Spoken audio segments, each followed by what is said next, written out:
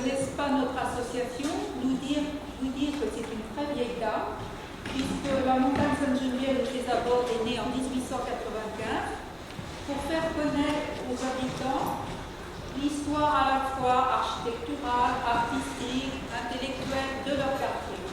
De multiples initiatives ont été prises et nous en sommes les héritiers avec l'organisation à la fois de visites et de conférences comme celle que vous voyez aujourd'hui. La seule chose qui n'avait pas été prévue, je crois, monsieur, dans nos statuts, c'était d'intégrer l'histoire des sciences et des techniques. Ces choses faites aujourd'hui, surtout un jour où, à l'étage en dessous, d'autres scientifiques ont tenu à rendre hommage à l'une des leurs, Marie Curie, et à voir des groupes de scolaires qui se passent autour des conférenciers. Je pense que ça les passionne tout à fait. Merci encore, monsieur. Merci bien. Donc, le but de notre petite réunion, qui, je l'espère, ne va pas vous retarder trop, c'est de parler des constructeurs d'instruments scientifiques sur la montagne Sainte-Geneviève. L'histoire de ces constructeurs n'est pas très connue, et d'autant moins connue qu'aujourd'hui, pratiquement, il n'y a aucun vestige de ces constructeurs.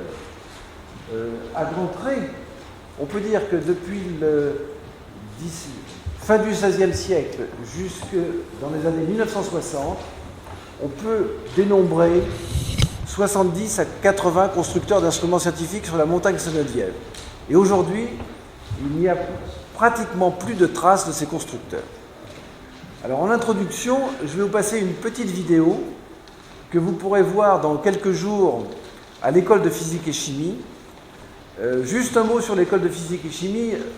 Je tiens à en parler parce que si l'école de physique et chimie n'avait pas décidé de créer un espace des sciences de Paris, je pense que je n'aurais pas fait ce travail, mais c'est une conjonction heureuse et sympathique. Et je ne peux que vous encourager à aller d'ailleurs à l'école de physique et chimie qui est 10 rue Vauquelin, qui est l'école où Pierre et Marie Curie ont travaillé sur la radioactivité et ont découvert le radium. Vous avez une très belle exposition qui dure encore quelques mois sur non seulement Pierre Curie, mais les instruments conçus au temps des Curie et à l'école de physique et chimie. Donc cette vidéo que vous allez voir sera installée dans une des vitrines de l'école sur la rue Vauquelin. Donc nous commençons par cette petite vidéo.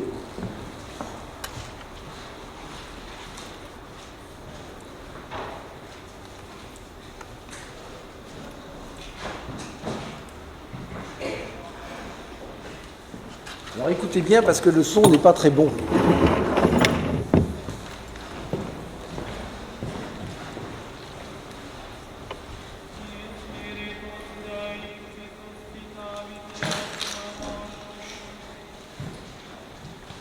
Au début du XIIe siècle, vers l'an 1100, le seul enseignement à Paris est religieux.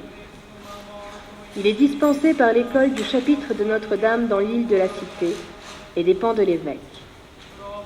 Parmi les clercs qui y enseignent, l'un d'eux est particulièrement brillant, c'est Abélard.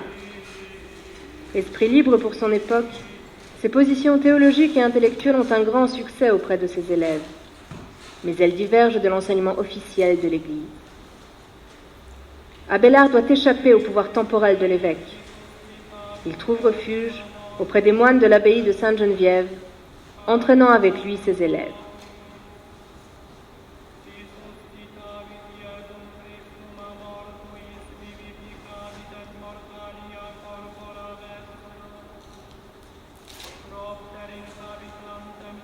Le pouvoir ne se désintéressera plus de l'enseignement supérieur. L'abbaye bénéficie de la protection du roi. À sa demande, les moines créent en 1148 la bibliothèque Sainte-Geneviève.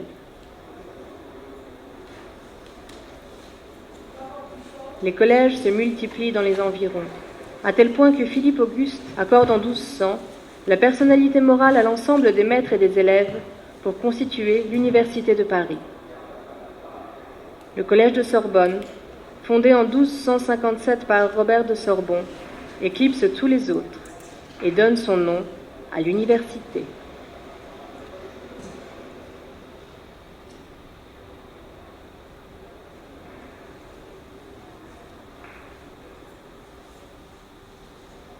les XIIIe et XIVe siècles seront féconds en création de collèges. Louis XI autorisera en 1469 la création d'une école de médecine rue de la Bûcherie. Les idées de la Renaissance et l'affirmation croissante du pouvoir royal entraînent la création de prestigieux établissements. François Ier crée le Collège de France. Richelieu, l'Académie française. Louis XIII, le Jardin royal des plantes. Louis XIV, l'Académie des sciences, puis l'Observatoire de Paris. Les 3 pointes du triangle de la montagne Sainte-Geneviève sont ainsi posées à la fin du XVIIe siècle, au quai Conti, à la barrière d'Enfer et au Jardin des plantes. Le XVIIIe siècle ne sera pas en reste, tant par les idées nouvelles que par la création de grandes écoles. Louis XV fonde l'école des ponts et chaussées et l'école de médecine. Louis XVI, l'école des mines, puis l'école des langues orientales. La période révolutionnaire sera elle aussi féconde. La Convention crée l'école normale supérieure et l'école polytechnique. Le mouvement se poursuit au XIXe siècle. La Restauration crée l'école des chartes. La Troisième République voit l'ouverture de l'Institut national agronomique, de l'École municipale de physique-chimie industrielle de Paris, de l'École de chimie de Paris et de la Faculté de pharmacie. L'Institut catholique est bâti en réaction à l'anticléricalisme universitaire. De nombreux instituts supérieurs spécialisés sont installés au XXe siècle. Institut océanographique, Institut du radium, Institut de géographie, Institut Henri Poincaré en mathématiques, Institut de biologie physico-chimique, Hôpital Curie. Après la Seconde Guerre mondiale, l'université est dotée de la nouvelle faculté de médecine de la rue des Saints-Pères et des campus de Jussieu et Censier.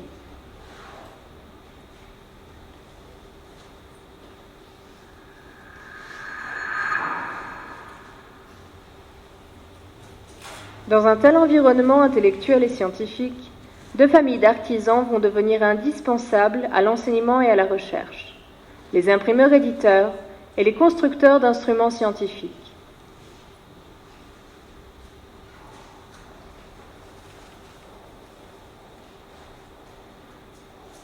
Moins connus sont les artisans constructeurs d'instruments. Dès le XVIIIe siècle, l'essor scientifique et technique permet à de nombreux ateliers de s'installer et de prospérer à l'ombre de l'université et des écoles.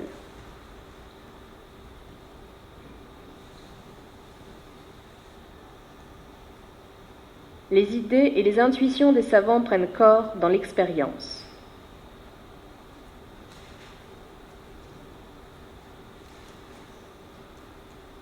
L'expérience est impossible sans instrument.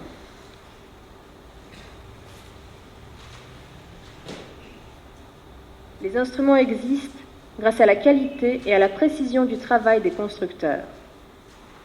Ainsi, savants, éditeurs et artisans ont fait ensemble du quartier de Sainte-Geneviève un des plus extraordinaires campus du monde moderne. Bien, donc voici cette petite vidéo qui sert d'introduction pour montrer comment, au fond, au fil de l'histoire, sont apparus ces constructeurs qui étaient donc la deuxième corporation à côté de celle des imprimeurs, éditeurs, et qui se sont développés sur le même lieu, en liaison complète évidemment avec l'enseignement et avec la recherche. Alors, nous allons parler de l'histoire des constructeurs. Excusez-moi, il faut faire un petit peu de technique ici. Et j'ai préparé quelques images en support à ce que l'on pensait utile de vous dire. Je vais essayer de ne pas être trop long. Et surtout, ça dépendra aussi un petit peu des réactions de la salle, si par moment, vous voulez qu'on accélère un peu.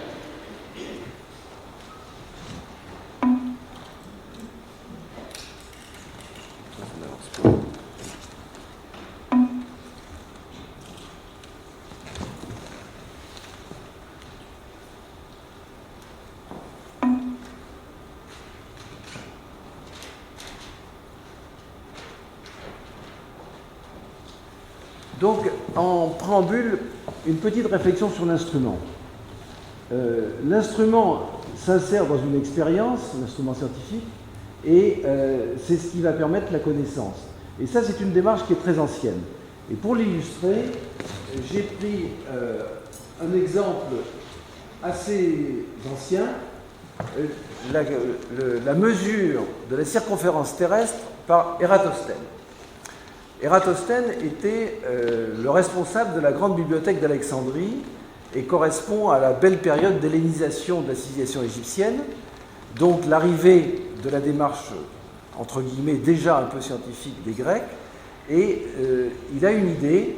On sait à l'évidence à l'époque, tous les navigateurs de l'époque se doutent que la Terre est ronde. À cette époque, ce n'est pas vraiment quelque chose de méconnu.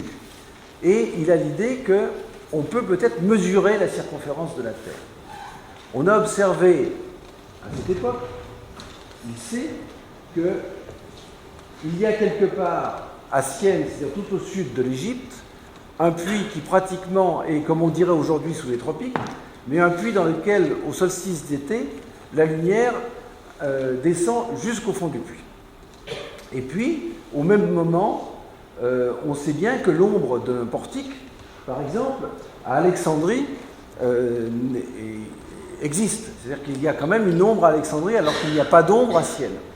Donc son idée, c'est de mesurer l'angle que fait le rayon lumineux qui affleure le sommet d'un portique, ou d'un bâton, mais on pourrait prendre n'importe quel objet faisant une ombre, et de mesurer la distance qui sépare Syène d'Alexandrie. Alors ce calcul est tout à fait remarquable, et il estime la circonférence de la Terre par un calcul très simple d'angle et de distance, et il arrive à 40 300 km, alors qu'on sait qu'aujourd'hui, on la mesure autour de 40 000 km. Alors c'est tout à fait remarquable parce qu'on voit une démarche assez complexe. Il y a d'abord l'intuition d'un fait en disant on doit pouvoir montrer quelque chose. Il y a ensuite la mesure elle-même, qui est la mesure d'un angle et la mesure d'une distance en l'occurrence. Ensuite, il y a un calcul mathématique, géométrique en l'occurrence. Et puis ensuite, il y a la généralisation, c'est-à-dire qu'on a mesuré et donc on a fait la preuve. Et la petite question subsidiaire, c'est, dans cette expérience, quels sont les instruments scientifiques mis en œuvre? Parce qu'il y a indiscutablement la notion d'instrument, la notion d'expérience et la notion de démonstration. Les instruments, c'est très simple. Ça montre qu'on peut utiliser des choses très simples pour faire un instrument. En l'occurrence, c'est l'existant, c'est un puits, c'est un portique dont on va mesurer l'angle, l'ombre, et on va mesurer une distance sur la Terre. Alors, on sait maintenant que Ératosthène a eu beaucoup de chance parce qu'il y a eu 2 erreurs qui se sont compensées d'après ses calculs, qui je crois sont gardés. J'ai lu dans certains textes qu'apparemment, il y avait eu 2 erreurs qui venaient se compenser. C'est quand même tout à fait extraordinaire comme démarche, et c'était juste pour illustrer un petit peu la fonction de l'instrument scientifique dans une démarche de connaissance. Alors, si on fait un raccourci dans le temps, on s'aperçoit qu'à partir effectivement de la fin du Moyen-Âge, on va mélanger 2 attitudes dans la connaissance de l'univers.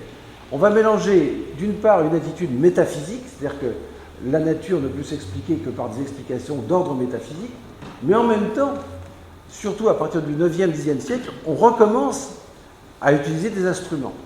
Et d'ailleurs, tout à l'heure on a parlé d'Abélard, c'était une des querelles d'Abélard avec Saint Bernard, car Saint Bernard disait « seule la foi sert à quelque chose, le reste ne sert à rien », alors qu'Abélard disait « la foi est évidemment centrale, mais on peut se servir de la raison ». Donc il y avait déjà l'arrivée de la raison, même pour démontrer au besoin la foi, alors que Saint Bernard niait l'utilité de la raison en disant on ne sait pas si la raison est divine et ça ne sert à rien. D'où la querelle fondamentale qui va dominer le Moyen-Âge et jusqu'à la Renaissance sur foi seule ou foi et raison, et qui évidemment va traverser toute l'Église et les hommes d'Église. Ce qui explique en partie, ce n'est qu'une explication, que c'est dans l'Église que va se développer au début, jusqu'au XVIIIe siècle, aussi ce souci de la connaissance, avec des retours en arrière, avec des moments de blocage, avec des choses qui sont extrêmement variables.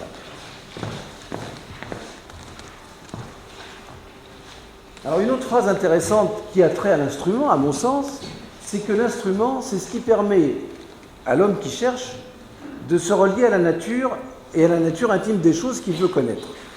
Et j'ai trouvé cette phrase de Max Planck, qui est un grand physicien allemand du XXe siècle, qui dit au fond que chaque mesure étant liée à une perception des sens, l'instrument est un médiateur entre l'essence du chercheur et ce qu'il cherche. Parce que ce qu'il cherche n'est pas perceptible par les sens.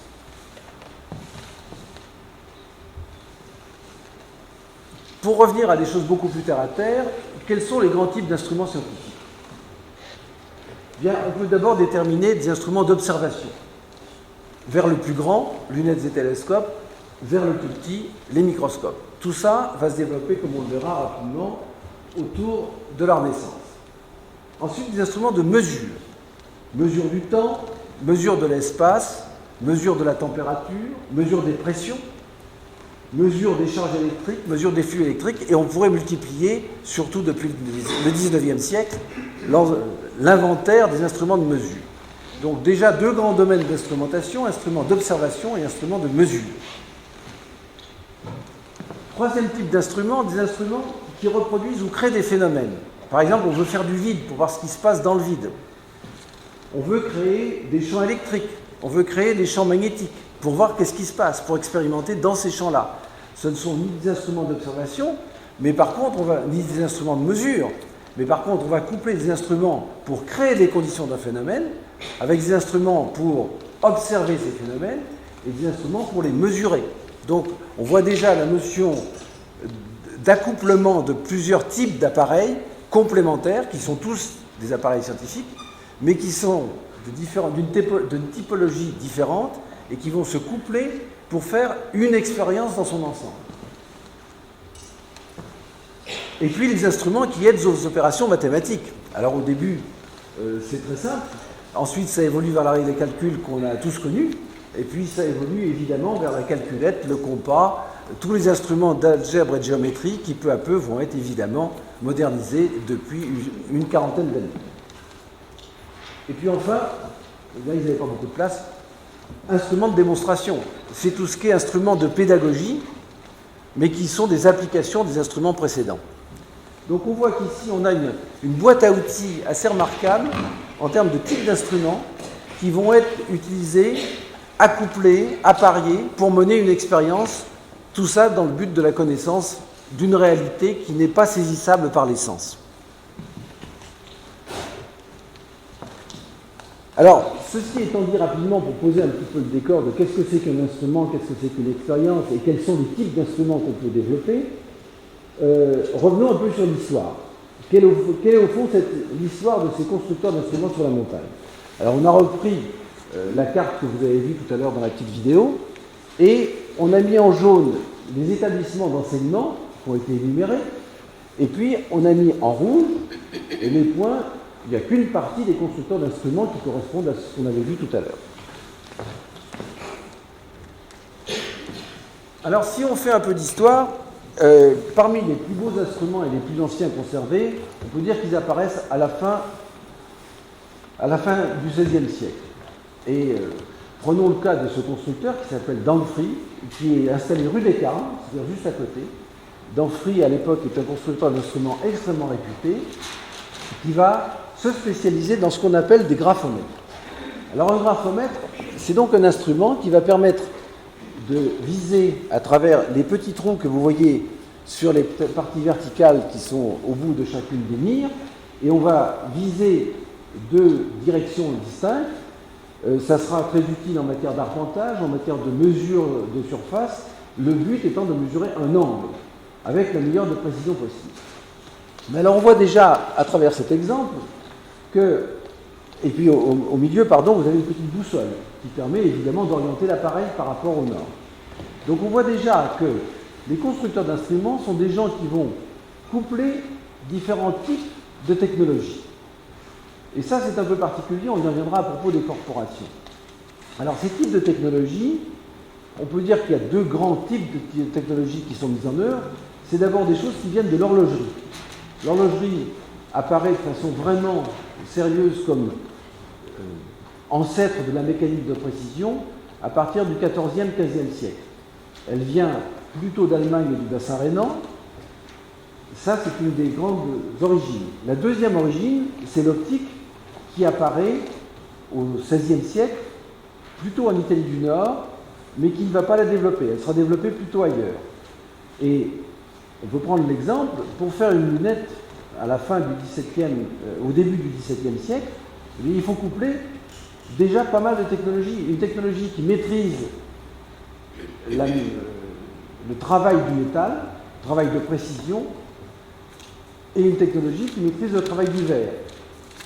Et là, on va buter sur le problème des corporations. Parce que les corporations, c'est des gens qui sont assez organisés, qui avaient leur justification économique à la fin du Moyen-Âge, destinée à protéger des artisans reconnus, avec une notion de normes de qualité, si on peut dire, mais très vite, ces corporations bloquent un petit peu le système. Et notamment, on a des querelles entre les gens qui travaillent le métal et les gens qui travaillent le verre. Je voulais vous lire quelques passages assez typiques, justement, de ces questions des corporations. Ensuite, si on prend un peu l'analyse de la demande d'instruments, alors on a d'abord des instruments de type astronomique, la navigation, l'exploration de la planète, l'étalonnage des mesures, qui est quelque chose d'important, la recherche et l'enseignement, et toujours dans cet ancien régime, tout ce qui concerne les cabinets de curiosité qui vont se développer rapidement et de façon importante au XVIIIe siècle, et à la fin du XVIIIe, l'industrie naissante. Quels sont les lieux? Les lieux, on les a vus tout à l'heure. On va quand même revenir en arrière sur la carte. Les lieux, on démarre du Louvre. On démarre du Louvre pourquoi? Parce que justement les artisans du Louvre sont des artisans hors corporation, avec privilège royal qui leur permet de s'installer en dehors justement de ces contraintes. Et Henri IV va en installer pas mal. On va trouver des horlogers qui sont connus, répertoriés. Et puis, à côté de ces horlogers, il y aura quelques constructeurs qu'on n'appelle pas d'instruments, mais qui sont des constructeurs d'outils mathématiques, d'instruments mathématiques comme des compas, des règles, etc., et qui vont évoluer. Ensuite, ces constructeurs vont migrer sur l'île de la Cité. L'île de la Cité, où vont s'installer surtout des opticiens pour fabriquer des lunettes. Et on l'appellera, le quai de l'horloge actuel s'appellera le quai des lunettes. Mais ce qui est intéressant, c'est qu'il s'appelle encore quai de l'horloge. Pourquoi? Parce que dès la fin du XIVe, il y a une horloge qui est à l'emplacement actuel de l'horloge du palais de justice, qui est une horloge beaucoup plus récente, mais dès le XIVe, il y a une horloge. Donc ce quai s'appelle soit quai de l'horloge, soit quai des lunettes, parce que c'est là qu'on fabrique les lunettes. Probablement parce qu'il y a une demande. Il y a une demande qui vient du Parlement, qui vient peut-être aussi de tout ce qui est profession judiciaire, qui a besoin de lunettes. Et il ne faut pas oublier que la Chambre des notaires, elle est juste de l'autre côté, avenue Victoria. Donc là, il y a une demande de lunettes importante. Et pour la petite histoire, ce quai s'appelle aussi quai des morfondus. Les morfondus, pourquoi? Parce que c'est là que rentrent les gens qui risquent d'être condamnés au palais de justice. Donc ce quai s'appelait quai de l'horloge, quai des lunettes ou quai des morfondus. Et on trouve dans des adresses de constructeurs au quai des morfondus. Donc, une migration de la galerie du Louvre d'Henri IV vers ce quai de l'île Saint-Louis, de l'île de la Cité, et puis, pratiquement au même moment, c'est-à-dire fin XVIIe, aussi une installation qui débute autour de la rue Saint-Jacques. La rue Saint-Jacques, évidemment, est le grand axe de l'époque, puisque les percements du XIXe n'existent pas, et on voit apparaître un certain nombre de constructeurs tout au long de la rue Saint-Jacques qui vont monter et suivre ces collèges dont on a parlé, et s'installer au XVIIIe et XIXe vers le haut de la montagne Sainte-Geneviève. Alors, quelques beaux exemples de constructeurs. On a vu Danfry. Voilà aussi un autre exemple de Danfry. Vous voyez le travail sur un appareil qui date de 1600. Alors, c'est un compas destiné à relever des angles. Donc, on voit déjà, ou en permanence, le souci de décoration, bien sûr, mais on voit la notion de graduation. Et ça, c'est une étape très importante. C'est assez tôt qu'on créera des machines à diviser, pour diviser un demi-cercle ou un quart de cercle de façon le plus précise possible. Et la machine à diviser sera un enjeu très important. Il y aura 3 ou 4 créateurs de machines à diviser, un à Londres, un à Paris et un dans le bassin rhénan. Et on sent bien que la précision de la division est un vrai enjeu de concurrence entre les 3 ou 4 bassins européens de création d'instruments. La division est évidemment quelque chose d'important. Butterfield, qui est un constructeur important autour de 790, là c'est un appareil qui a une décoration, qui a évidemment c'est la même fonction que le graphomètre, qu'on avait vu tout à l'heure. Un bel emballage pour le transport, car c'est un appareil qui est destiné à être utilisé sur le terrain, pour relever des angles dans des mesures de construction de forteresses, de construction de villes, ou de mesures de surface ou autre. Et terminons la fin de l'Ancien Régime par cette balance de Fortin, homme dont on parlera tout à l'heure de façon importante. Une belle balance de chimiste qui atteint déjà à l'époque une certaine précision. On y reviendra pour le coup du 19e. Alors, qu'est-ce qu'on peut dire sur ces artisans avant la Révolution? On peut dire que d'abord, il y en a de 2 façons. Il y a soit des habiles ouvriers qui ont évolué au contact de leurs clients, soit des gens qui sont capables d'écrire des textes. Et je voulais vous citer, j'espère que ça ne sera pas trop fastidieux, mais par exemple, un de ces constructeurs, qui n'est pas mentionné ici, écrit un texte en 1725 sur les admirables lunettes d'approche réduites en petits volumes avec leur vrai usage.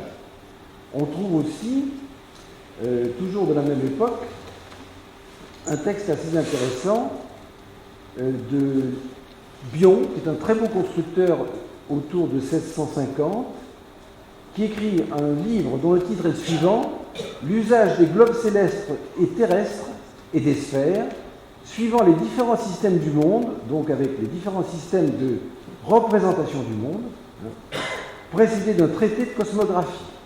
Donc c'est un artisan constructeur, mais qui est capable d'écrire un traité de cosmographie qui est reconnu, et cet ouvrage paraît en 1699 et il sera réédité jusqu'en 1752. Donc c'est un ouvrage de référence pour les savants.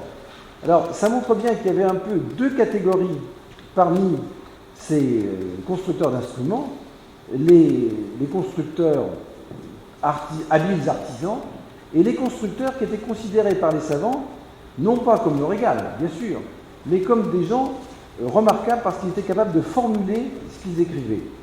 Et il y en a un autre qui écrit Traité de la construction et des principaux usages des instruments de mathématiques. Donc c'est non seulement sur l'usage, mais sur la technique de construction. Un autre encore, l'usage des astrolabes tant universels que particuliers, accompagné d'un traité qui en explique la construction. Donc on voit bien qu'un certain nombre de constructeurs ont le souci non seulement de transmettre sûrement un savoir-faire, mais aussi de l'écrire et de le formaliser. C'est un peu inattendu pour l'époque. Autre élément, pour caractériser ces artisans, toujours à la fin du XVIIIe, ils sont organisés en corporations très réglementées et très cloisonnées, c'est ce qu'on disait tout à l'heure. Le maître artisan n'a le droit d'avoir, à côté de sa femme et de ses enfants, en général, il n'y a qu'un ou 2 enfants qui soient admis à suivre le maître. Il a le droit d'avoir un compagnon et un apprenti, et pas plus. Et si le compagnon veut s'installer, il faut qu'il paye une somme assez importante à la corporation. Donc nombre de compagnons ne peuvent pas s'installer parce qu'ils n'ont pas la somme nécessaire. Donc ils ne libèrent pas une place pour former un autre compagnon. Et ce système très français va exister pratiquement jusqu'à 1789. Et c'est ce qui expliquera en partie, il y a une concurrence entre la France et l'Angleterre, mais c'est ce qui expliquera en partie le retard français par rapport à l'Angleterre, où n'existe pas ce point-là. Et au XVIIIe, il se créera un centre d'entreprise, ville de Snow en Angleterre, fabriquant des instruments scientifiques, alors qu'en France, on a une juxtaposition d'artisans très habiles, mais qui sont bloqués par cette réglementation. Alors on observe aussi souvent que c'est la veuve qui prend la suite du patron. Et par exemple, Lebas est un grand constructeur de lunettes sous Louis XIV, et Huygens cherche à percer le secret du polissage des miroirs et des lentilles que fait le bas décède, et c'est sa veuve qui prend sa suite. Et sa suite continue à faire les savoirs. Et Huygens écrit à son frère aux Pays-Bas en disant « Je n'arrive pas à percer le secret de cette petite veuve Lebas qui continue à faire les meilleurs objectifs qui soient. » Mais il n'arrive pas à savoir comment elle fait, et c'est elle qui maintient le secret de fabrication de son mari décédé. Sur le nombre de corporations, avant 1776, il y a 144 corporations de métiers à Paris. On simplifie beaucoup en 1776, on passe à 44 corporations. Mais dans ces 44 corporations, il y en a seulement 3 qui peuvent convenir aux fabricants d'instruments scientifiques. Et encore, les constructeurs d'instruments mathématiques ressortent de la corporation des fondeurs de métaux. Mais ils n'ont pas le droit de toucher à l'optique. Et il faut aller chercher un opticien pour faire l'optique d'une lunette. Donc quand on construit une lunette, le fabricant de lunettes construit la partie métallique et il va commander à son collègue opticien, lunetier, miroitier les lentilles pour pouvoir faire une lunette complète. On imagine que ça alourdit quand même un peu. Il y a quand même à la fin du XVIIIe siècle des choses assez positives. Un autre élément négatif, c'est les saisies. Alors on s'aperçoit qu'il y a vers 1780-85 des saisies à la demande des corporations. Et notamment, on vient saisir chez Lenoir, qui est un très grand constructeur de lunettes, on vient saisir ses outils à la demande des corporations. Et le lieutenant de police lui écrit une lettre quelque temps après, en disant qu'il est vraiment désolé, mais qu'il ne pouvait pas faire autrement parce que c'était à la demande des corporations, et il lui dit, vous n'avez qu'une seule solution, c'est que vous passiez votre maîtrise en matière d'optique. C'est la seule solution pour échapper à la saisie de vos outils. Alors, comme on a saisi des outils et même des instruments en cours de fabrication, il y a quand même une lettre du duc d'Orléans qui arrive à faire qu'on lui rende les travaux qui étaient en cours, mais il faut qu'il paye quand même 36 livres qui sont le tarif de la saisie. Donc, ça montre bien, il y a 2 ou 3 cas de saisie à la fin du XVIIIe, vers 1787-88, de saisie à la demande des corporations d'instruments scientifiques qui étaient destinés à l'Observatoire de Paris, voire à l'exportation, parce qu'il y a déjà une réputation européenne de la qualité d'optique des instruments fabriqués à Paris, mais on vient quand même saisir des instruments et il faut une intervention politique forte pour faire récupérer les instruments ou les outils saisis. C'est quand même assez surprenant de voir se poursuivre ça jusqu'à la veille de la Révolution. À côté de ça, beaucoup d'éléments positifs vers la fin du XVIIIe. Et notamment la notion d'ingénieur breveté du roi. Quelques-uns sont connus pour tels, qui leur donnent quand même un certain nombre d'avantages. Et enfin, il y a une idée qui est très intéressante qui germe quelques années avant la Révolution, c'est l'Académie des sciences qui décide de créer un collège des constructeurs à l'Académie des sciences. C'est-à-dire en disant on a besoin d'un ensemble de gens qui sont suffisamment compétents, on en fait un collège à nos côtés, aux côtés de l'Académie des sciences, de façon à ce que ces gens aient un statut meilleur que celui de simples artisans. Cette idée n'aboutira pas avant la Révolution, mais pratiquement dès la Constituante en 91-92, on crée une commission qui s'appelle la Commission temporaire des arts. Parce que d'abord, on a supprimé l'Académie parce qu'on l'a trouvée un petit peu trop traditionnelle. Il n'y a pas qu'à cette époque historique où elle s'est montrée traditionnelle. Mais dans cette commission temporaire des arts, on crée un groupe des constructeurs, et dans lequel Fortin jouera un rôle très important. Alors Fortin, une anecdote intéressante, c'est qu'il a construit énormément d'instruments, dont beaucoup d'instruments pour Lavoisier.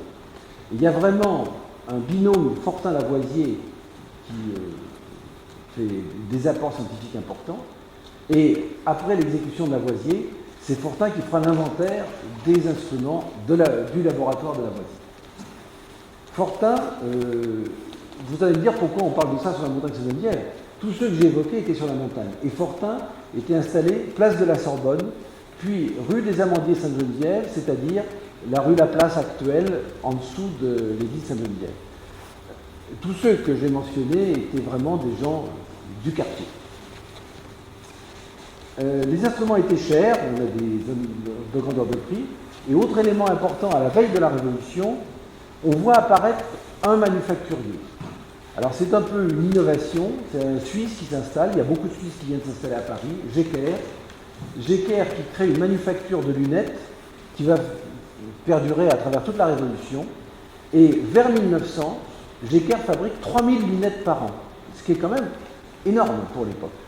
Alors, les lunettes étaient des lunettes, il y avait une grosse demande de la marine, bien entendu. Les lunettes étaient avant tout pour l'usage militaire des campagnes napoléoniennes et des campagnes maritimes. Donc voilà à peu près rendu à grands traits un panorama de ce que sont les constructeurs d'instruments de l'Ancien Régime, avec un développement très intéressant et une notoriété importante à la fin du XVIIIe. Une autre anecdote encore, une des grandes dimensions historiques importantes, c'est le calcul, la mesure du temps. Pourquoi ? Parce que quand un bateau navigue, il a besoin de savoir à quelle heure exactement le soleil est passé au zénith. En fonction de son déplacement sur les fuseaux horaires, c'est ce qui va permettre l'amélioration des cartes. Donc, la Royal Society à Londres lance un concours à partir de 1750 pour la fabrication de chronomètres le plus précis possible. Et là, c'est vraiment une concurrence franco-anglaise qui s'installe. Et à partir de, je crois, 1760, Berthoud, qui est un constructeur français, gagne régulièrement les concours de la Royal Society à Londres. Donc, ça montre aussi qu'il y avait une dimension internationale qu'on retrouvera. Au 19e. Au 19e, on peut dire que c'est vraiment l'âge d'or de la construction d'instruments.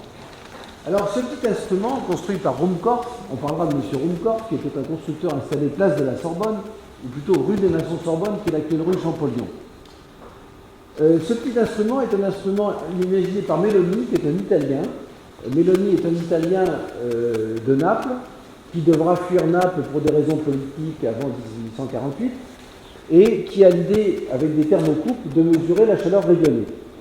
Et vers 1840, il est capable d'établir un petit appareil qui permet de mesurer un rayonnement calorifique, avec un petit électromètre qui est à gauche. Et avec cet appareil, il va essayer de mesurer le rayonnement calorifique de la Lune. C'est tout à fait extraordinaire, parce que la Lune, ça rayonne un petit peu, mais pas beaucoup. Bon.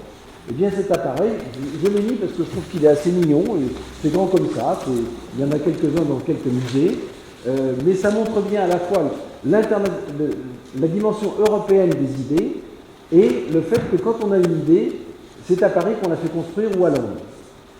Il y a un autre bassin, qui est le bassin rhénan, mais qui n'est pas très important au début du 19e, un petit peu le bassin des Pays-Bas, et malgré toutes ces percées scientifiques, l'Italie pratiquement n'aura pas de constructeur. Donc, d'où vient ce développement du 19e ? Il y a d'abord un encouragement politique, et là la Révolution a un rôle très important avec les travaux de la Constituante. Les travaux de la Constituante, notamment sur l'établissement du système métrique, vont faire travailler un nombre impressionnant de constructeurs. J'ai oublié, oui, c'est Lenoir qui est rue Cassette. Rue Cassette, c'est pas trop loin d'ici. Qui emploie 7 ouvriers en 1792, mais c'est Lenoir qui va construire les instruments de Delambre et Méchin qui vont mesurer le méridien de Paris, de Dunkerque jusqu'à Perpignan, par tout un système de triangulation avec une précision absolument remarquable. Eh bien, les instruments de Delambre et Méchin sont construits par Lenoir. On pourrait énumérer un grand nombre de savants du 19e qui vont initier la construction d'instruments. Vous avez peut-être vu la très belle exposition il y a 1 an et quelques au CNAM sur l'expédition de Humboldt qui s'appelait La boussole et l'orchidée. Eh bien, Humboldt écrit une très jolie phrase. « J'étais muni d'instruments d'un usage prompt et facile et exécutés par les artistes les plus distingués. » C'est intéressant de voir comment Humboldt parle des constructeurs d'instruments. Il les appelle les artistes les plus distingués. Et effectivement, les instruments de Humboldt qui étaient exposés l'année dernière au CNAM sont absolument magnifiques, mais en même temps ont permis des percées scientifiques tout à fait surprenantes pour une expédition qui prenait place vers 1800-1801. Alors on pourrait énumérer à cette époque, toujours dans les initiatives, la Constituante, la Commission des poids et des mesures, les écoles, l'Empire et aussi la guerre. La guerre est un facteur important de développement des constructeurs puisque pendant le blocus, il faut aussi continuer les travaux pour se défendre militairement et techniquement contre l'Angleterre. si on est une analyse scientifique, Arago joue un rôle central dans l'encouragement aux constructeurs. Fresnel, Gay-Lussac, Foucault, Becquerel, Pasteur, tous ces gens-là qui sont pas loin d'ici, vont travailler avec des constructeurs et leur donner une initiative et leur demander de construire des choses, et en retour, le constructeur dit ce qui est possible et ce qui n'est pas possible. Donc on trouve toujours constante cette liaison chercheur-constructeur. Alors là, passons à quelques images. La sirène de Cagnard de la Tour. Ben, c'est un appareil qui tourne très vite et qui est destiné à émettre un son et à mesurer la hauteur de ce son. Il est construit par Barthélemy Urbain Bianchi, qui est installé rue des Postes, pratiquement sur l'emplacement actuel du commissariat qui est à côté de Physique et Chimie. Donc c'est vers 1840, et toujours dans les appareils rotatifs, Foucault, pour la mesure de la lumière, a besoin de faire tourner un miroir très rapidement, et Foucault met au point dans les mêmes années, vers 1850-60, un miroir tournant qui est entraîné à la vapeur et qui tourne à 20 000 tours minute, ce qui est absolument extraordinaire. 20 000 tours minute avec un appareil construit vers 1850. Et l'entraînement à vapeur, c'est au fond l'ancêtre d'une petite turbine. C'est-à-dire que c'est une lampe à pétrole qui chauffe un récipient dont la vapeur va entraîner la turbine. Là encore, un bel appareil construit par Brunner, très bon constructeur d'instruments, où on voit justement l'accouplement entre une lunette, un cercle, l'importance de la graduation du cercle, l'importance de la solidité du bâti de l'appareil, mais c'est une lunette de passage méridien, c'est-à-dire une lunette qui mesure les moments de passage d'une étoile sur le méridien du biais, qui ne se déplace que dans un sens. On verra des choses plus compliquées. Alors, lentille de Fresnel, par Soleil. Alors, Soleil, c'est un constructeur que moi j'aime bien. Soleil s'installe comme artisan opticien rue Monsieur le Prince en 1819. Et Soleil va être vraiment le constructeur de tous les plus grands savants du 19e. Arago, Babinet, Silbermann, Fresnel. Et c'est lui qui va construire les premières lentilles de Fresnel. Vous avez tous vu dans un phare les lentilles de Fresnel, à tel point qu'on appellera Soleil l'opticien des phares. Tout comme l'homme qui fait les mécanismes de phares, ce sera la maison Lepaute, qui fera aussi des pendules. Il y a encore quelque part dans différents endroits des pendules Lepaute, qu'on appellera le mécanicien des phares. Donc il y a le mécanicien des phares et l'opticien des phares, c'est Soleil. Son successeur s'appelle Dubosc et il construit l'arc électrique de Foucault. Alors vous allez dire, bon, une arc électrique, c'est pas un truc extraordinaire. Si, à l'époque, c'est un truc très important. Pourquoi ? Parce que on est au moment des grands progrès de la microscopie. On est au moment des grands progrès de l'optique. On a besoin de sources lumineuses. Et à l'époque, les deux seules sources lumineuses puissantes qu'on ait, c'est un arc électrique. C'est-à-dire qu'on met du courant électrique entre deux pointes et ça fait une étincelle. On l'alimente avec des piles à l'époque, parce qu'on n'a pas vraiment d'autres sources. Enfin, on va y revenir après. Et la deuxième source, c'est le soleil. Mais quand il ne fait pas beau, c'est pas très commun.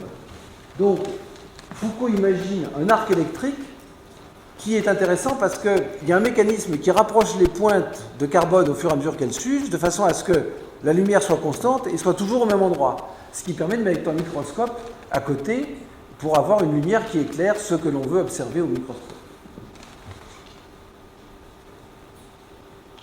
Héliostat Silbermann, c'est aussi un très bel appareil.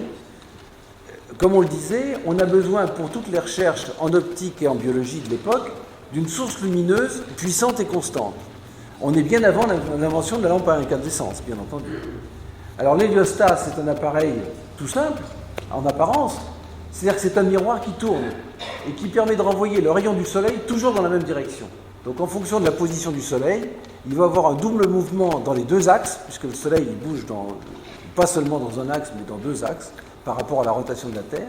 Donc l'héliostat compense la rotation du soleil de façon à avoir un rayon lumineux permanent et toujours dans la même direction. Ça sera un appareil très important en matière de recherche scientifique au 19e, comme source lumineuse. Autre appareil construit quelques années après, conçu par Foucault, le sidérostat. C'est-à-dire que pour les gros instruments d'astronomie, on se dit, au lieu de construire une énorme lunette ou un énorme télescope qui doit bouger dans les deux axes pour suivre une étoile, eh bien on va faire un miroir Ce miroir devait avoir à peu près 1 mètre de diamètre, 80 cm je crois. Et il était entraîné par un mécanisme qui faisait que sa rotation permettait d'avoir une lunette fixe.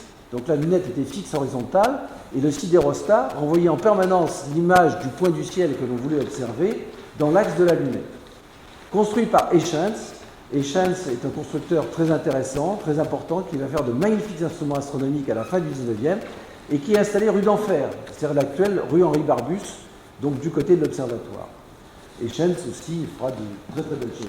Alors ce que l'on voit d'ailleurs, c'est qu'il y a un mécanisme d'entraînement sur la gauche automatique, mais on voit 2 tringles qui partent en bas à droite et qui vont être relayés vers l'astronome qui est au bout de la lunette, assez loin à droite, de façon à ce qu'il puisse faire un rattrapage selon les 2 axes X et Y de rotation du miroir. Donc on a un mécanisme automatique plus le rattrapage permanent.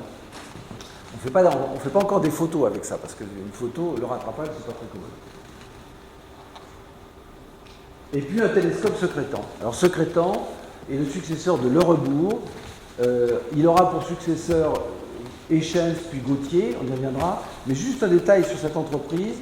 C'est une entreprise d'optique créée vers 1780 et qui durera jusque dans les années 1960-70, qui s'appelle Le Rebours et Secrétant. Donc une entreprise presque bicentenaire et qui est très spécialisée dans l'optique et les instruments d'astronomie. Très bel appareil.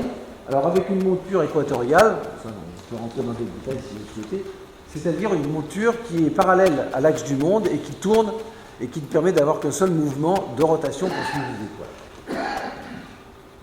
Méridienne de Gautier, 1778. C'est un magnifique appareil qui fait 3 mètres de haut et qui était destiné à mesurer le passage au méridien des étoiles.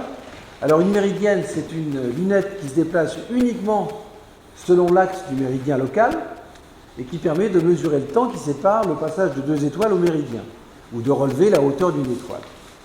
Ceci dit, c'est d'une telle précision que quand on s'en sert la nuit, celle-ci est à Besançon. Elle marche toujours, elle est toujours utilisée à Besançon plus d'1 siècle après. Quand on observe les étoiles la nuit, surtout quand il fait froid comme à Besançon, il faut attendre 2-3 heures avant que la température extérieure s'égalise avec la température intérieure. Parce que la moindre turbulence fausse évidemment l'observation. Donc les belles nuits d'hiver, quand il fait moins 10, moins 15 dehors, il faut attendre que la salle où est la lunette et que la lunette elle-même soit à la température extérieure.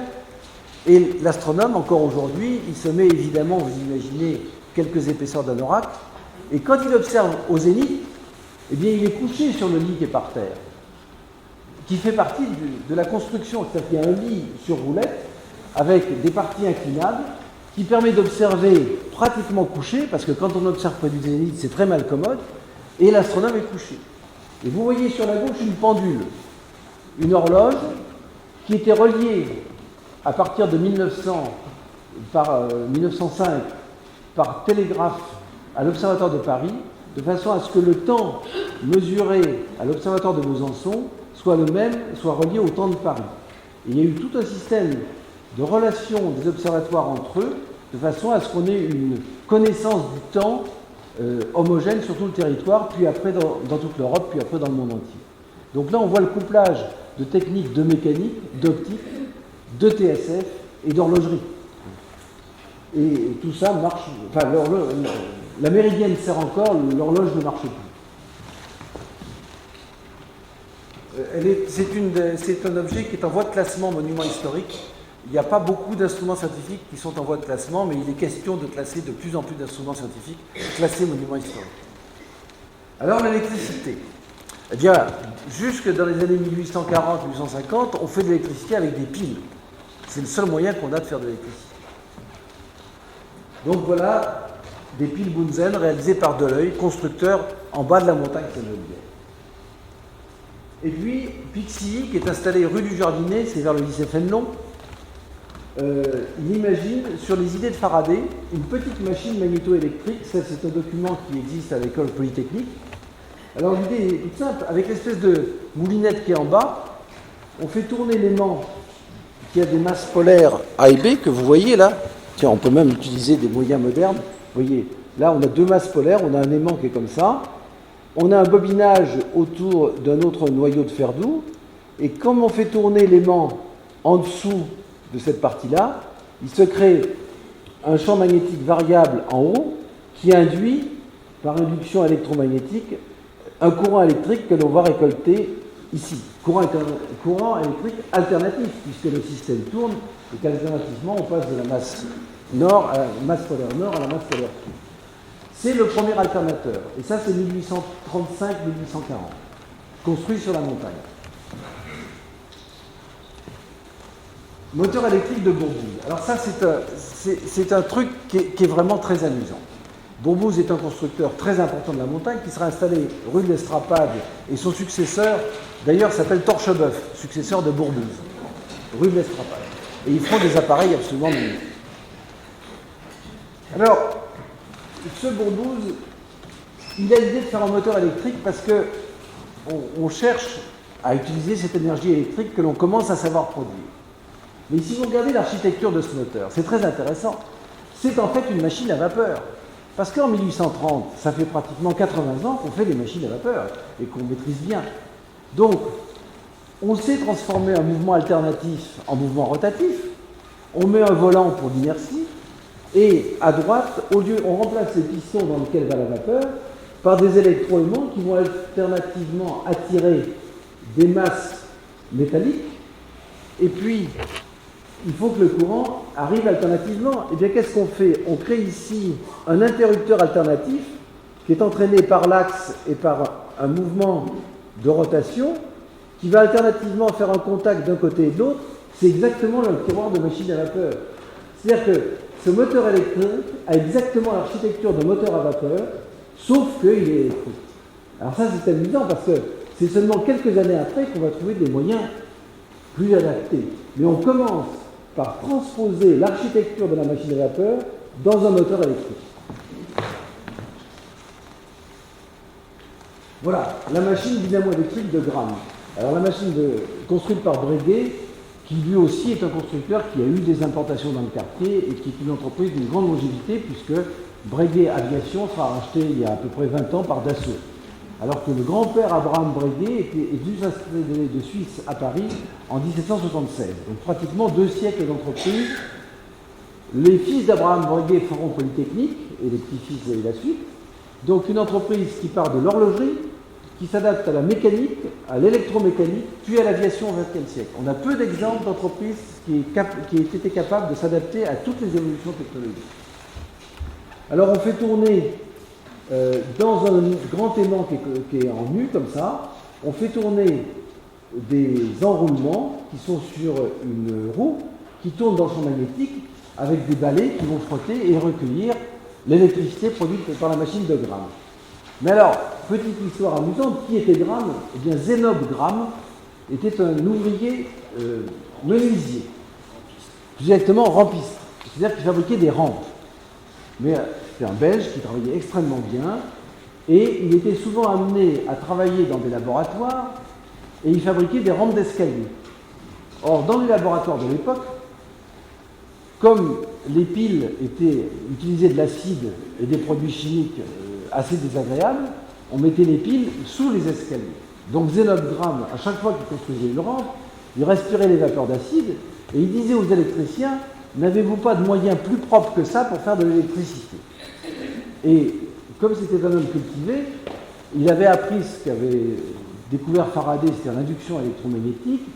Pixii avait construit la petite machine alternative et il imagine cet appareil.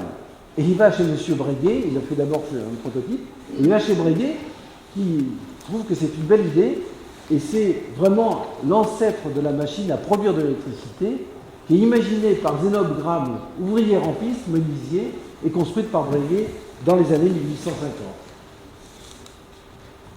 Alors, je ne sais pas pourquoi la bobine de Ruhmkorff descend du ciel, ça n'a aucune valeur métaphysique.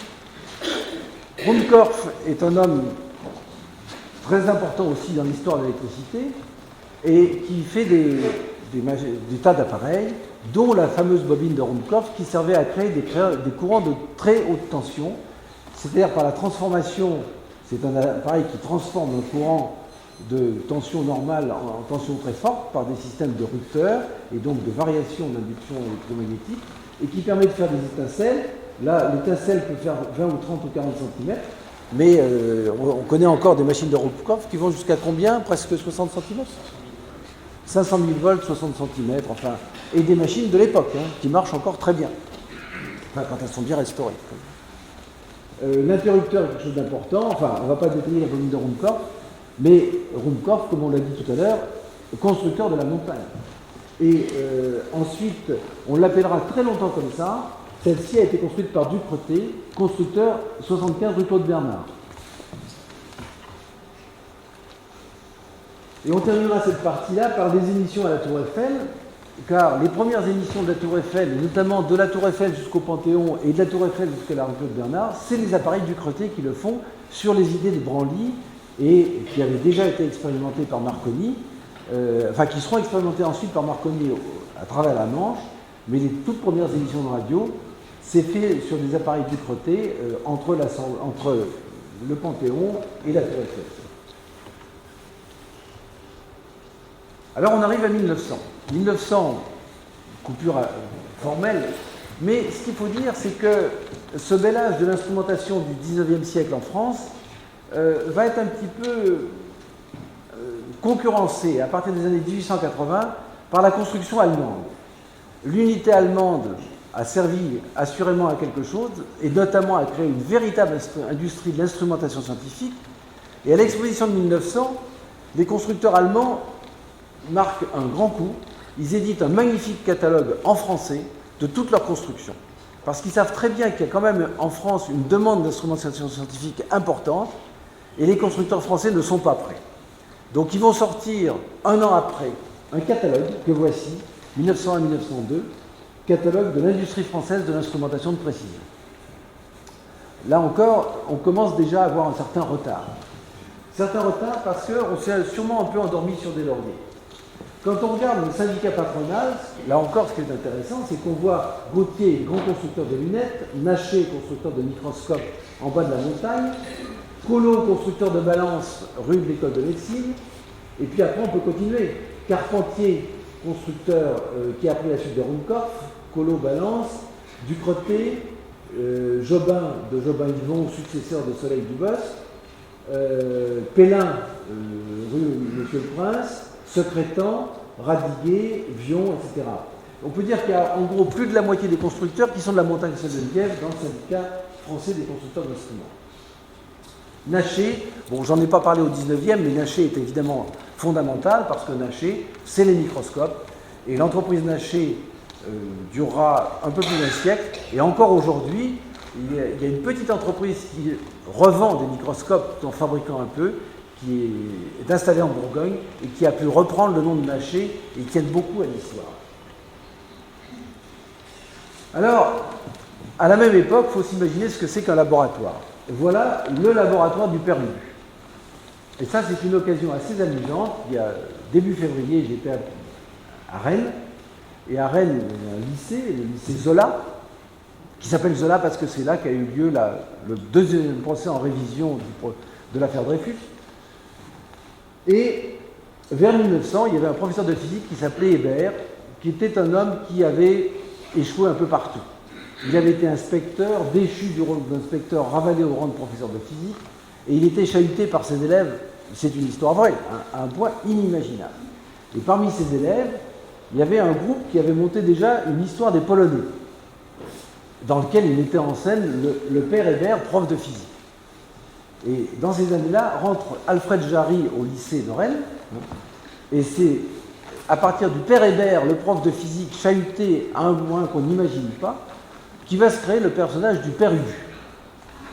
Donc le labo du père Ubu existe encore.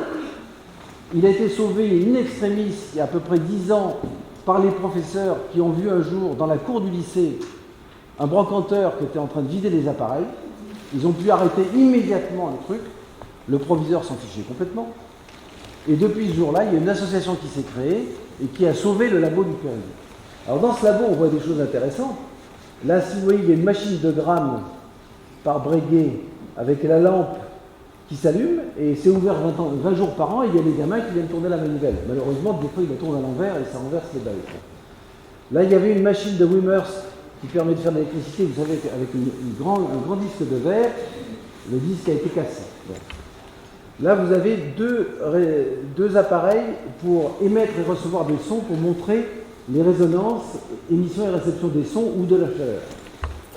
Derrière, là, vous avez une boîte de résistance Carpentier, là, une pile 19e, et puis derrière, un squelette de chat, et puis toutes sortes d'appareils qui traînent sous les ailes. Mais au moins, c'est préservé. Donc, c'est le labo du Père Louis qui existe encore.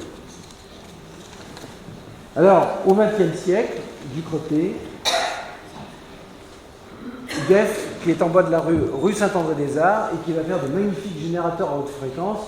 Là, on le voit assez mal, parce qu'ici, on a une lampe à rayons X qui est installée là, avec l'interrupteur à haute tension, la bobine de Rumkopf pour faire la haute tension et les fils qui descendent. Mais on la voit assez mal. Elle existe, elle est en très bel état, elle est à l'école polytechnique à Palaiseau. Charles Baudouin. Charles Baudouin fait partie des constructeurs qui s'installent dans le quartier. Il s'installe en 1903 rue Blainville et en 1907 il va déménager 31 rue Lomont. Donc voilà son atelier, c'est la seule photo de l'époque.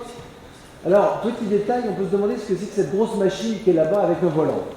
Bien, il faut s'imaginer qu'à l'époque, il n'y avait pas d'énergie pour alimenter les entreprises en ville. En général, les entreprises avaient une machine à vapeur. Et la seule énergie disponible, c'était le gaz de ville. Le réseau de gaz de ville est installé à la fin du 19e. Donc on avait des moteurs à gaz qui consommaient du gaz, c'était un moteur à explosion, mais qui était alimenté par du gaz, qui avait l'avantage d'être assez régulier, c'était des moteurs qui tournaient très lentement. On mettait une génératrice au bout du moteur et on avait ensuite du courant pour alimenter individuellement chacune des machines. Ça, c'était une façon d'alimenter les usines. L'autre façon, c'était la machine à vapeur avec les batteries de courroies et d'axes au plafond de l'atelier et les courroies qui descendaient à chacune des machines, les tours, les fraiseuses, etc., mais qui étaient beaucoup moins bons en termes de rendement. Une notice 1910, où on voit l'esthétique 1910, on est encore sur une esthétique 19e. On est avant la guerre de 14, et on a des beaux dessins, mais en même temps on a des notices magnifiques. Les notices des constructeurs de l'époque sont des véritables cours de physique, car il est impensable que quelqu'un se serve d'un instrument sans savoir comment il marche, et évidemment quelles sont ses performances. Mais ça serait déshonorant pour un constructeur de ne pas raconter qu'est-ce qui se passe dans son appareil. Aujourd'hui, vous achetez un instrument scientifique, on se garde bien de vous dire ce qu'il y a dedans, parce que de toute façon, c'est une boîte noire. Rue Blainville, à côté de la Comtesse Carpe, un petit fabricant d'appareils de radio. Là, on est dans les années 25 à peu près. Et ce qu'il faut dire aussi, c'est que sur la montagne, quand la TSF devient la radio, il va y avoir un foisonnement de constructeurs, là comme ailleurs, mais spécialement sur la montagne quand même. La télévision, c'est Barthélemy qui, à l'époque, les premiers postes de télévision, est installé boulevard Saint-Michel.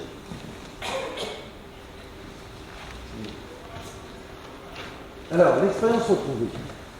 L'expérience retrouvée, vous en entendrez parler, si vous allez à Physique et Chimie, vous la verrez, c'est la reconstitution de la mesure de la radioactivité par Pierre et Marie Curie. On ne va pas l'expliciter ici en détail, ça serait trop long, mais c'est des beaux appareils construits sur la montagne. La chambre d'ionisation, l'électromètre et le coiffe piezoélectrique sont des produits de la matière grise de la montagne, mais aussi des produits des constructeurs de la montagne. Alors voilà l'expérience dans son ensemble. Je crois qu'on n'a pas le temps de rentrer dans le détail, ça serait un peu trop long. La pièce essentielle de cette machine et de cette construction est l'électromètre à cadran. Alors l'électromètre à cadran, je ne vous ferai pas la description précise, mais disons qu'on a à l'intérieur un petit miroir sur lequel va un faisceau lumineux qui va tourner en fonction des charges électriques qu'il reçoit. Et bien pour vous donner un ordre de grandeur, Michel Lagus, qui est un professeur à l'école de physique et chimie, qui a participé à la reconstitution de l'expérience, a mesuré que cet appareil permet de mesurer des courants en termes d'intensité électrique, donc des courants électriques, de 10 puissance moins 15 ampères, ce qui est des courants d'une faiblesse absolument extraordinaire. Et les appareils aujourd'hui qui permettent la même chose ne sont pas simples. Eh bien cet appareil conçu, alors celui-ci est construit à partir de 1910, mais il est conçu vers 1898, permet de mesurer des courants d'une faiblesse absolument extraordinaire. Donc une précision dans la mesure. Autre appareil conçu sur la montagne Sainte-Geneviève, l'enregistreur de vol dit la boîte noire. eh bien, il est conçu entre la rue Rateau et la rue Claude Bernard dans les années 39 et il sera expérimenté pendant l'hiver 39-40 pour les essais en vol des avions français de la campagne de France. Et cet appareil, c'est une boîte noire parce qu'on enregistre sur un film photographique des oscillations électriques qui viennent des différents capteurs de l'avion qui permettent d'enregistrer jusqu'à 15 paramètres de vol. 15 paramètres de vol sérieusement enregistrés en 1939, c'est une véritable percée, ça n'existe nulle part au monde. Et ces appareils enregistreurs photographiques, boîte noire, peints en orange pour qu'on les retrouve après l'accident, seront utilisés jusque dans les années 70 pour les essais en vol et par l'armée. Alors ça donnera la notion de ce qu'on appelle aujourd'hui une boîte noire, mais qui ensuite devient magnétique puis électronique.